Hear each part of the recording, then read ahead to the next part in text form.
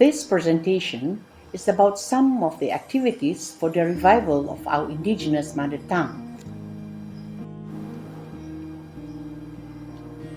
Why revival? In this era of modernization and development and globalization, indigenous communities became aware of the decline in the use of the mother tongue or the indigenous language, especially as more dominant languages enter its domain. Loss of mother tongue means loss of indigenous heritage, loss of ethnic identity.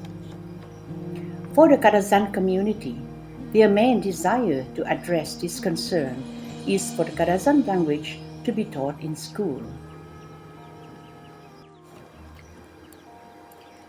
In this newspaper clipping, dated June 15, 1994, with the heading PDS to Push for Classes in Schools, started with fresh efforts are being made to teach the Kadazandusun language in Sabah schools.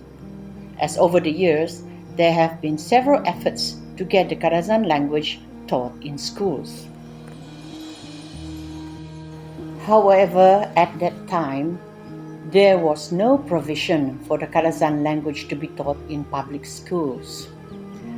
A Kadazan Language Center, KLC, was therefore set up to conduct private Kadazan language classes and to create a Kadazan language syllabus. Before the Kadazan language classes began, a 2-day Get to Know the Kadazan Language workshop was held in August 1994. During the workshop, participants, preschool teachers, primary school teachers, were introduced to the linguistic aspect of the Kadazan language, that is, phonetics, phonology, and grammar. Here in this slide, Tan Sri Bernard speaking to the participants at the start of the first ever workshop on Get to Know the Kadazan language. Preparation at KLC, located in Donggongon, Penampang. The first Kadazan language class session at KLC was held in October 1994, attended by 15 students for children aged between 7 to 14 years old who graduated a year later. After the first batch graduated, a second batch of 29 students attended the beginner's level and the intermediate level 2 classes. The Kadazan language syllabus was developed and refined as the private Kadazan language classes progressed. Tan Sri Bernard, Kadazan MP, who was then a minister in the Prime Minister's Department, brought the request for the Kadazan language to be taught in Sabah schools to the Deputy Prime Minister then, and continually and consistently brought it to the attention of the then Federal Minister of Education, Datuk Amar Dr. Sulaiman Daud. Meanwhile, on home ground, on 24 January 1995, an agreement Perjanjian Peristiharan Bahasa Kadazandusun sebagai bahasa rasmi was signed by Kadazandusun Cultural Association KDCA and United Sabah Dusun Association USDA, where it was agreed that the language to be taught in schools will be officially called Kadazandusun. In the same year, Parliament passed a new education bill which became Education Act 1996, replacing the Education Act 1961, allowing the Kadazandusun language to be taught as a pupil's own language, POL. Consequently, directive was given by the Education Ministry to proceed with preparations to teach the Kadazandusun language at the trial level. News clipping dated 1st April 1995, where the then Chief Minister, Datuk Saleh Tun Said, announced that the federal government approves the teaching of Kadazandusun in Sabah schools. Soon after, the Curriculum Development Center, Pusat Perkembangan Curriculum PPK, was directed to assist the Sabah State Education Department, JPNS, to plan the Kadazandusun language syllabus. The Kadazandusun language syllabus was based on the Kadazan language syllabus created for the Kadazan language classes conducted at KLC. The teaching and learning of Kadazandusun language in schools was then implemented by the Malaysian Ministry of Education until the present time. The Kadazan Language Center was later known as Kadazandusun Language Center and institutionalized as the Kadazandusun Language Foundation KLF. At the press conference for the launching of KLF, the pioneering board of trustees of KLF, picture taken after the launching of KLF on 20th of December 1997. Some newspaper clippings in conjunction with the launching of KLF. Tan Sri Bernard and the director of the Education Department, Datu Hasbola, visiting one of the first few schools teaching the Kadazandusun language at St. Anthony Don Tozidon.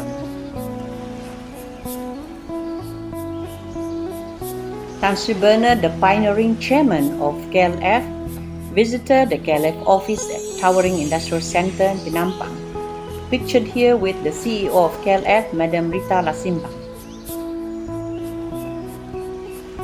Let's continue now with activities that support mother tongue education. Much of KLF's contribution has been in training on the linguistic aspect of the Kadazandusun language. Before the trial teaching of Kadazandusun in schools in 1997, up till the present time, KLF has been continuously providing trainings on the linguistic aspect of the Kadazandusun language to teachers, potential teachers, as well as lecturers at local universities and teacher training institutes. For primary school teachers, KLF jointly organized a course, Kursus Pemantapan Tata Bahasa Kadazandusun, together with JPNS.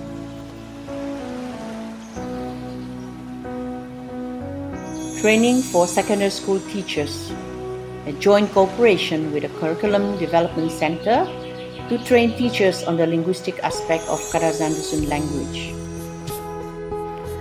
Kadazandusun language class for UMS students.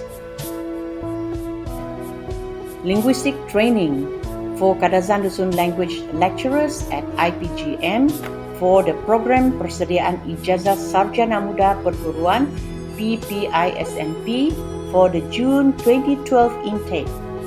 This is for the first batch of SPM students who took the BKD exams in 2011. At UPSI, where the Kadazandusun language is offered as a minor program in the Faculty of Language and Communication beginning in December 2010. KLF assisted in the launching of the Kadazandusun minor program, which was officiated by Tan Sri Bernard on 30th September 2010. 20 students taking the Bachelor of Education in Malay Studies program became the first batch of UPSI students to take this minor program. Another activity is materials production workshops for BKD teachers. KLF provided the avenue and facilitated workshops on production of students' workbook, exam questions books, and primary school daily teaching plan for Kadazandusun language teachers at KLF. These materials will be used in primary and secondary schools throughout Sabah. Another activity, Kadazandusun novel writing competition. The competition was aimed at increasing the current pool of reading materials in Kadazandusun to support the teaching and learning of the Kadazandusun language in schools and at institutes of higher learning. Kadazandusun novel writing competition 1, Tan Sri Bernard pictured here with the main organizing committee and the participants. At the Kadazandusun novel writing competition 2, and at the Kadazandusun novel writing competition 3. The fourth Kadazandusun novel writing competition, which culminates in the Tan Sri Bernard Literary Award this year, was held in conjunction with the International Mother Language Day on the 21st of February and had to be conducted via online after being postponed a few times due to the pandemic.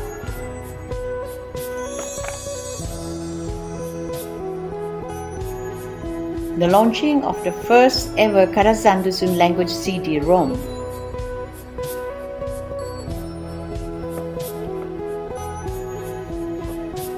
Another activity for Indigenous Mother Tongue revival is storytelling demonstrations and documentation. This slide is a KLF organized storytelling demonstrations by the elders in the community to show teachers and students the art of Kadazandusun storytelling.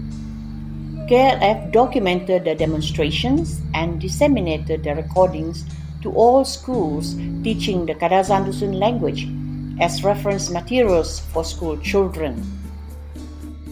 A yearly storytelling competition for primary and secondary school students are carried out to complement the teaching and learning of the Kadazandusun language in school. Another activity for the revival of our Indigenous mother tongue is to conduct seminars and workshops on the importance of the mother tongue, such as Mother Tongue Use at Home campaign. Another activity is publications, which become our heritage in print. KLF serves as an avenue for the production of vernacular books as heritage in print for Indigenous communities. Materials for publications can be sourced from writers' workshop, shell book production workshops, dictionary production seminars and workshops, identity marker workshops, translation of materials into Kadazan, and Kadazan flashcard app.